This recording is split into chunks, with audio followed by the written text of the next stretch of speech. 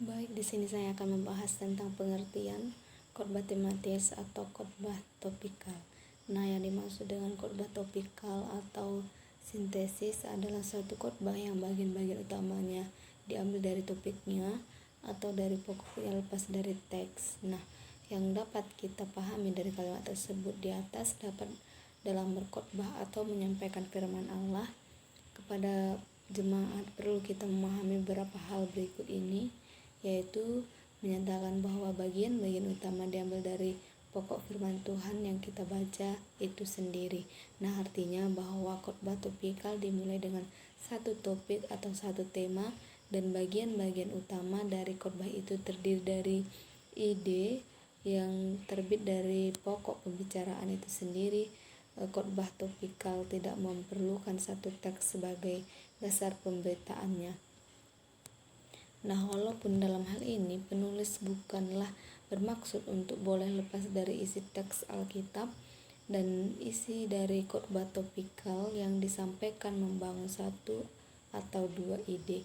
Nah, namun kita harus tetap terjaga agar tetap berfokus pada Alkitab dan bukan hanya berpusat pada gagasan-gagasan si penkhotbah. Nah, hal itu bertujuan untuk menjamin agar firman Tuhan yang disampaikan benar-benar isinya tetap Alkitabiah. Nah, oleh karena itu, maka kita harusnya memulai satu pokok pembicaraan atau satu pokok topik dari Alkitab. Nah, sedangkan bagian-bagian utama kerangka khotbah harus diambil dari pokok Alkitabiah itu, dan setiap bagian harus ditunjuk sebuah ayat Alkitab. Ayat-ayat penunjuk bagian-bagian utama biasanya harus diambil dari bagian-bagian Alkitab yang sedikit banyaknya agar terpisah satu dengan yang lainnya. Nah, pengertian penglihatan khotbah, renungan, makalah atau sumber dalam khotbah tematis, topikal, dan sintesis bertujuan mempermudah implementasi tanpa mengubah arti, makna, dan tujuan yang terkandung di dalamnya. Dialihkan konteksnya dalam pengajaran yang utuh dengan memanfaatkan integrasi sebagai aneka sumber hingga menjadi kesatuan utuh dalam satu bentuk, menetap untuk melakukan perubahan atau menimbulkan. Baik, selanjutnya kita masuk ke dalam prinsip-prinsip khotbah tematis, yang dimana prinsip-prinsip dalam khotbah tematis ini berdasarkan untuk persiapan kerangka khotbah tematis itu terdapat 7, ialah yang pertama, bagian utama harus menurut susunan logika dan kronologinya, dan yang kedua itu bagian-bagian utama boleh merupakan analisa pokok dalam pengkhotbah itu. Yang ketiga, bagian-bagian utama dapat mengemukakan pembagian bukti mengenai pokok bahasan yang disampaikan oleh si pengkhotbah. Yang keempat, bagian-bagian utama boleh menguraikan pokok dengan jalan perbandingan atau dengan pertentangan. Yang kelima, bagian-bagian utama dapat menyatakan dengan kata dan ungkapan Alkitab untuk kitab tertentu diulangi sepanjang kerangka itu dijalankan.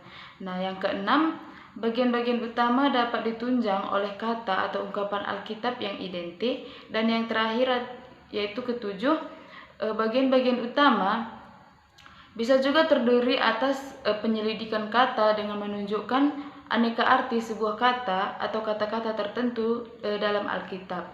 Nah, bagian-bagian utamanya ini seharusnya tidak dipotong ayat per ayat untuk membuktikan pada suatu penafsiran yang tidak sesuai dengan konteksnya. Nah, dalam menemukan prinsip-prinsip yang harus diperhatikan juga ialah suatu pembukaan khotbah tematis. Yang pertama, pembukaan khotbah yang baik biasanya singkat dan tidak merampas waktu yang dibutuhkan untuk isi pokok khotbah itu sendiri. Nah, biasanya isi pembukaan ini mencapai 100 sampai 50 kata. Menurut si penulis juga, pembukaan khotbah ini cukup dalam 3 menit saja agar jemaat juga tidak dapat bosan begitu kan. Pembukaan memaksakan perhatian dengan informasi yang menarik dan pernyataan-pernyataan yang memikat jemaat. Nah, yang kedua, pembukaan khotbah yang baik berisi pokok pesan yang sederhana dan diutarakan dengan jelas serta kreatif. Pembukaan ini merupakan jembatan yang menghubungkan teks Alkitab dan tema-tema dari khotbah ini yang baik dan logis. Nah, yang ketiga, jangan mengungkapkan banyak permintaan maaf yang tidak diperlukan. Pengkhotbah ini tidak seharusnya memiliki sikap yang sombong dan arogan. Sebaliknya, pengkhotbah harus memiliki sikap tulus dan rendah hati. Nah, untuk dapat memahami prinsip-prinsip dalam khotbah, maka si pengkhotbah harus memahami tentang pemahaman dasar pengkhotbah itu sendiri. Nah, di sini terdapat beberapa prinsip tentang khotbah yang akan disampaikan kepada jemaat. Yang pertama, khotbah itu harus berbicara tentang firman Tuhan dengan apa adanya. Yang kedua, khotbah harus menyampaikan firman Tuhan dengan kebenaran dan keadilan. Yang ketiga, khotbah harus menyampaikan firman Tuhan itu di dalam kedamaian hatinya. Yang keempat itu, khotbah juga harus memberi keteguhan iman, kemurahan hati, dan semangat hidup. Dan yang terakhir, khotbah harus menghubungkan firman Tuhan dengan kenyataan hidup. Nah, di sini kami juga mendapatkan langkah-langkah khotbah tematis. Yang pertama, persiapan bahan khotbah seperti teks tematis pergumulan. Yang di sini pengkhotbah harus mengetahui pergumulan dari warga jemaat yang akan mendengarkan firman Tuhan, sehingga dapat mengambil tema yang pas dan cocok dengan kehidupan warga jemaat. Pengkhotbah juga harus berdoa dan memohon atas penyertaan Tuhan, sehingga ketika di atas mimbar pengkhotbah benar-benar bisa tegar dan tidak grogi, sehingga pengkhotbah itu harus memahami isi dari teks atau nats yang akan disampaikan kepada jemaat. Nah, yang kedua, persiapan diri, yaitu seperti penampilan, percaya diri, dan naskah. Nah, di sini pengkhotbah harus membiasakan diri ramah terhadap jemaat. Pengkhotbah juga tidak boleh tegang ketika berhadapan dengan warga jemaat, harus santai dan tenang membawakan diri, karena alangkah baiknya jika seorang pengkhotbah masih belajar, ia harus membiasakan diri untuk bersikap ramah dan baik kepada jemaat. Nah, bahan khotbah ini bisa juga ditulis secara keseluruhan, namun bisa juga hanya ditulis per butir-butir atau point of view yang penting-penting saja. Karena itu, dalam melakukan khotbah ini perlu adanya catatan kecil untuk menuliskan ayat-ayat penting yang bisa didengarkan dan dipegang oleh jemaat. Nah, yang terakhir, perumusan diri, yang dimana pengkhotbah harus mendekatkan diri pada firman Tuhan, karena telah menjadi perantaraan Tuhan kepada si pengkhotbah untuk yang disampaikannya kepada jemaat. Nah, ketika sebelum membaca teks Alkitab, lebih baiknya si pengkhotbah diawali dengan kalimat, "Beginilah firman Tuhan." Sekian dari penjelasan dari saya. Terima kasih. Baik dan logis. Nah, yang ketiga, jangan mengungkapkan banyak permintaan maaf yang tidak diperlukan. Pengkhotbah ini tidak seharusnya memiliki sikap yang sombong dan arogan. Sebaliknya, pengkhotbah harus memiliki sikap tulus dan rendah hati. Nah, untuk dapat memahami prinsip-prinsip dalam khotbah, maka si pengkhotbah harus memahami tentang pemahaman dasar pengkhotbah itu sendiri. Nah, di sini terdapat beberapa prinsip tentang khotbah yang akan disampaikan kepada jemaat. Yang pertama, khotbah itu harus berbicara tentang firman Tuhan dengan apa adanya. Yang kedua, khotbah harus menyampaikan firman Tuhan dengan kebenaran dan keadilan. Yang ketiga, khotbah harus menyampaikan firman Tuhan itu di dalam kedamaian hatinya. Yang keempat itu, khotbah juga harus memberi keteguhan iman, kemurahan hati, dan semangat hidup. Dan yang terakhir, khotbah harus menghubungkan firman Tuhan dengan kenyataan hidup. Nah, di sini kami juga mendapatkan langkah-langkah khotbah tematis. Yang pertama, persiapan bahan khotbah seperti teks tematis pergumulan. Yang di sini pengkhotbah harus mengetahui pergumulan dari warga jemaat yang akan mendengarkan firman Tuhan, sehingga dapat mengambil tema yang pas dan cocok dengan kehidupan warga jemaat. Pengkhotbah juga harus berdoa dan memohon atas penyertaan Tuhan, sehingga ketika di atas mimbar si pengkhotbah benar-benar bisa tegar dan tidak grogi, sehingga pengkhotbah itu harus memahami isi dari teks atau nats yang akan disampaikan kepada jemaat. Nah, yang kedua, persiapan diri, yaitu seperti penampilan, percaya diri, dan naskah. Nah, di sini pengkhotbah harus membiasakan diri ramah terhadap jemaat. Pengkhotbah juga tidak boleh tegang ketika berhadapan dengan warga jemaat, harus santai dan tenang membawakan diri, karena alangkah baiknya jika seorang pengkhotbah masih belajar, ia harus membiasakan diri untuk bersikap ramah dan baik kepada jemaat. Nah, bahan khotbah ini bisa juga ditulis secara keseluruhan, namun bisa juga hanya ditulis per butir-butir atau point of view. Yang melakukan khotbah ini perlu adanya catatan kecil untuk menuliskan ayat-ayat penting yang bisa didengarkan dan dipegang oleh jemaat. Nah, yang terakhir, perumusan diri, yang dimana pengkhotbah harus mendekatkan diri pada firman Tuhan, karena telah menjadi perantaraan Tuhan kepada si pengkhotbah untuk yang disampaikannya kepada jemaat. Nah, ketika sebelum membaca teks Alkitab, lebih baiknya si pengkhotbah diawali dengan kalimat, "Beginilah firman Tuhan." Sekian dari penjelasan dari saya. Kita masuk ke bagian langkah-langkah menyiapkan khotbah yang topikal. Nah, di mana dalam menyiapkan langkah khotbah topikal ini dibagi menjadi 5, yaitu menentukan biografinya, tokohnya, teologinya, doktrinnya, isu dan masalah, di mana terdapat juga informasi umum yang mengenai topik-topik. Dan yang kedua, ia menentukan teks untuk diselidiki dan kemudian untuk dipelajari dan ditemukan struktur dan ide-ide. Dan yang ketiga itu ia mempertimbangkan tujuan yang hendak akan dicapai, dan di mana ia mengembangkan khotbah dan menyusun khotbah dalam bentuk outline dan atau garis yang besar. Nah, di mana ada bagiannya juga di dalamnya, yaitu menemukan topik. Nah, di dalam menemukan topik ini ia harus mempertimbangkan untuk kebutuhan jemaat dalam situasi apapun, contohnya seperti kebutuhan untuk kehidupan rohaninya.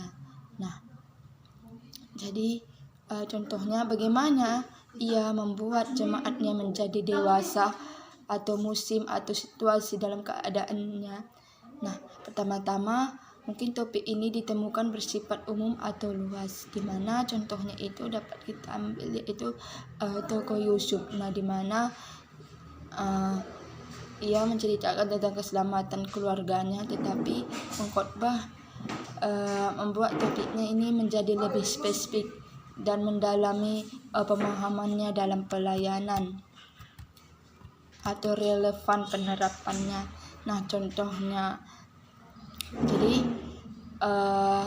ia harus mempersempit karya tentang Yesus yang disalib. Jadi itulah tanggung jawabnya sekarang sebagai ayah, sebagai keluarga Kristen. Nah, setelah khotbah itu dipersempit, carilah informasi-informasi yang umum yang berkenan dengan topik tersebut, di mana menggunakan sumber Alkitab, misalnya ensiklopedia, komentari, dan buku-buku lainnya yang membahas tentang topik tersebut. Dan catatlah semua informasi yang tersebut sesuai dengan wacana yang akan memperluas sudut pandang kita maupun dalam keadaan wawas pengkhotbah. Nah, di mana catatan informasi itu dikeluarkan dalam uraian khotbah. Nah, yang kedua yaitu menemukan teks. Nah, dalam menemukan teks itu harus ditentukan siapa tokohnya. Nah, artinya keluarga dan ataupun karakteristiknya tak kalah penting dalam untuk memperhatikannya. Nah, di mana tokoh dilakukan setelah diamati teksnya, memperoleh pokok-pokok yang besar sehingga dapat dikatakan ide teks tersebut. Nah, di mana terdapat juga kisah-kisah yang pendek seperti tentang cerita Zeskius dalam Lukas 19 ayat 1-10 langsung diselidiki karena kisah Zeskius ini hanya terdapat dalam nats tersebut. Tetapi dalam kisah-kisah yang panjang seperti Abraham, Ishak, Yusuf, Petrus, dan Paulus lainnya, perlu mempertimbangkan teks manakah yang menjadi tekanan dalam pembahasan, di mana yang sekedar dibaca untuk memperoleh informasi tambahan. Tentunya dalam ini lebih mudah jika topiknya sudah dipersempit. Nah, misalnya Yusuf di dalam PL memiliki teks Kejadian 37-50, tetapi karena topiknya Yusuf diselidiki hanya Kejadian 39, sedangkan teks yang bisa menjadi bacaan itu memperoleh latar belakang ataupun konteks selanjutnya untuk menyelidiki seperti apa yang diuraikan dalam langkah pertama dan kedua di bab 3 ini. Nah, kalau yang kedua yaitu tentang doktrin, di mana nats-nats yang telah kita selidiki doktrin di samping koordinasi perlu dipertimbangkan buku-buku apa yang hal ini memberikan arah yang jelas tentang pengkhotbah memiliki teks yang sudah ditentukan. Dari sanalah ia membangun ide teks tertentu dengan selaras dan spesifik. Nah, misalnya aspek-aspek penting dalam keselamatan orang percaya. Nah, lalu kita masuk ke dalam isu atau masalah.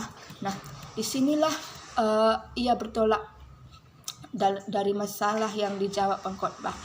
Ia melalui koordinasi pengkhotbah mencari teks-teks yang diselidiki, dan pernyataan tersebut jangan sampai pembahasan tentang keluarga misalnya tidak cukup karena terlalu luas. Nah, disinilah dalam hal apa kelembagaan dan tanggung jawab kepengurusan jadi harus dipersempit. Misalnya tanggung jawab ayah terhadap keluarga. Nah, di bagian keempat, nah di mana struktur ini harus disesuaikan dengan bahasa kekinian, di mana harus kembali membangun apa yang diuraikan di dalamnya. Contohnya seperti tokoh Yusuf, Anda bisa mengalahkan dosa seksual di luar nikah, di mana peralihannya bagaimana caranya? 1. Memiliki hubungan yang baik dengan Tuhan. 2. Memahami dasarnya apa itu dosa. 3. Melarikan diri dari sumber dosa. Nah, kalau kita lihat lagi di bagian doktrinnya, yaitu tentang Anda ide khotbahnya, Anda harus tahu apa itu aspek-aspek penting dalam keselamatan. Peralihannya apa saja? 1. Dasar keselamatan Allah sendiri. 2. Cara keselamatan yang diterima dengan iman.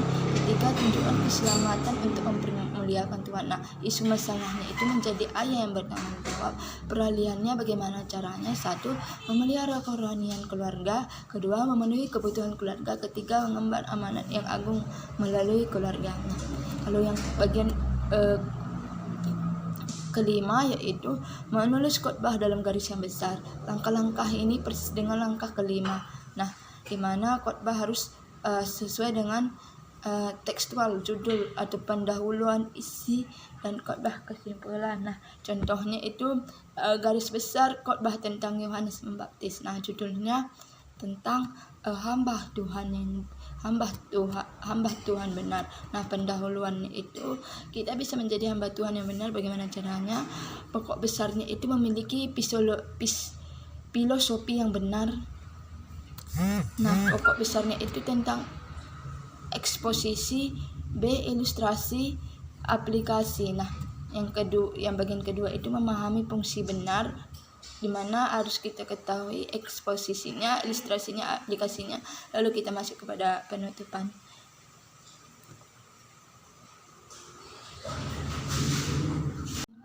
Kita masuk lagi ke bagian yang ketiga, yaitu mempromosikan isi atau ide khotbah, di mana tokoh doktrin dan isu beserta nasihat diselidiki, maka kira menuju atau menguji teks kita. Nah, dimana di sini perlu diubah atau memang sudah benar. Nah, pada saat itu kita yakin ide kita sudah bisa dilakukan dan kita bisa membuat tujuan di mana sudah terinci, maka tujuan kita pun pengkhotbah bisa membangun ide khotbah sesuai dengan teks dan tujuan. Misalnya contohnya itu tokoh Yusuf di Kejadian 37, di mana ide teksnya itu mengatasi percobaan perzinahan. Nah, tujuannya supaya jemaat memahami cara-cara Alkitab dalam mengalahkan dosa. Nah, kalau kita lihat di doktrinnya, ide teksnya itu aspek-aspek penting dalam keselamatan. Tujuannya itu supaya jemaat mengerti aspek penting dalam keselamatan sehingga mereka menghargai keselamatan. Baik, selanjutnya kita masuk ke dalam kelebihan dan kekurangan khotbah topikal. Nah, yang pertama kita masuk ke dalam kelebihan khotbah topikal. Kelebihan khotbah topikal ini terbagi menjadi 5 bagian atau 5 poin. Yang pertama, khotbah topikal dapat memenuhi kebutuhan praktis. Nah, khotbah topikal lebih relevan dengan kebutuhan praktis atau mendesak dari pendengar. Hal ini dapat terjadi karena proses pembuatan khotbah topikal dimulai dari topik atau pokok yang terjadi di sekitar pengkhotbah atau pendengar. Selain itu, khotbah topikal juga mudah dalam mempersiapkannya. Nah, kelebihan yang kedua yaitu khotbah topikal bersifat sangat fleksibel. Pendengar dapat menangkap pokok pemikiran yang disampaikan oleh pengkhotbah karena pokok tersebut menjadi inti khotbah yang sering diucapkan oleh si pengkhotbah. Hal ini terjadi dikarenakan khotbah topikal ini berpusat pada satu pokok pikiran. Dan selanjutnya, kelebihan yang ketiga yaitu khotbah topikal memiliki jangkauan yang lebih luas. Khotbah topikal ini dapat menjelaskan satu topik menggunakan teks Alkitab yang berbeda-beda menjadi suatu teks yang sebagai pendukung dari topik utama dari khotbah topikal ini. Kelebihan yang keempat yaitu khotbah topikal ini melatih ketajaman berpikir dan kemampuan analisis pengkhotbah. Seorang pengkhotbah topikal adalah seorang yang memiliki kemampuan analisis yang baik. Selain itu, ia mampu mengutarakan banyak materi menuju pada satu pokok pikiran atau sebaliknya. Kelebihan yang kelima yaitu khotbah topikal memenuhi kebutuhan pendengar. Khotbah topikal juga mampu menarik pendengar dari kalangan yang berbeda. Selain itu, khotbah topikal ini juga dapat disesuaikan dengan latar belakang atau tingkat pendidikan pendengar. Nah, kita masuk ke dalam kelemahan khotbah topikal. Kelemahan khotbah topikal ini terbagi menjadi 3 poin, yaitu yang pertama, khotbah topikal dapat mengiring si pengkhotbah untuk melakukan eksegesis terhadap teks Alkitab yang tidak dibenarkan dalam prinsip hermeneutika. Berdasarkan prinsip khotbah topikal, pengkhotbah harus menentukan terlebih dahulu topik sebelum selanjutnya mengutip ayat Alkitab sebagai dukungan terhadap bagian-bagian dari topik tersebut. Nah, kelemahan yang kedua yaitu khotbah topikal dapat berubah menjadi pidato seorang Kristen. Seorang pengkhotbah topikal jangan sampai membuat daftar tentang suatu pokok lalu berkhotbah berdasarkan daftar tersebut. Hal ini dapat mengindikasikan sang pengkhotbah yang berbicara bukan berbicara tentang firman Tuhan lagi. Seperti itu. Kelemahan yang ketiga yaitu khotbah topikal dapat membuat pengkhotbah malas mempelajari Alkitab. Pengkhotbah topikal biasanya berusaha membicarakan topik yang faktual di masyarakat. Untuk itu, si pengkhotbah cenderung membaca koran, artikel di internet, dan menonton televisi dan mencari data di media sosial. Selanjutnya dilanjutkan oleh Ya, berikutnya kita akan masuk ke dalam penjelasan contoh khotbah, di mana yang pertama itu tanda plus yang hidup. Ayatnya diambil dari 2 Korintus 5 ayat 24 sampai 25. Nah, di sini poin pertama di dalam khotbah ini adalah kita belum benar-benar memahami salib Kristus sebelum kita memandangnya sebagai suatu tanda plus besar tempat Allah dan manusia dipertemukan dalam rekonsiliasi yang kudus. Nah, yang kedua, poin kedua, kita belum benar-benar memahami Kristus sebelum kita memandangnya sebagai Kristus yang tersalib. Nah, poin yang terakhir yaitu kita belum benar-benar memahami misi duniawi atau tujuan hidup surgawi kita. Sebelum kita memandangnya di dalam yang tersalib begitu. Jadi ayat pendukungnya di sini untuk poin yang pertama yaitu kita belum benar-benar memahami salib Kristus sebelum kita memandangnya sebagai suatu tanda plus besar tempat Allah dan manusia dipertemukan dalam rekonsiliasi yang kudus, itu diambil dari Efesus 2 ayat 14 sampai 16. Nah, sedangkan di poin yang kedua yaitu kita belum benar-benar memahami Kristus sebelum kita memandangnya sebagai Kristus yang tersalib, itu ayat pendukungnya itu di dalam 1 Korintus 2 ayat 2. Nah, yang ketiga itu kita belum benar-benar memahami misi duniawi atau tujuan hidup surgawi kita sebelum kita memandangnya sebagai yang tersalib, itu diambil dari Lukas 23 ayat 34 dan juga 2 Korintus 5 ayat 20. Terima kasih.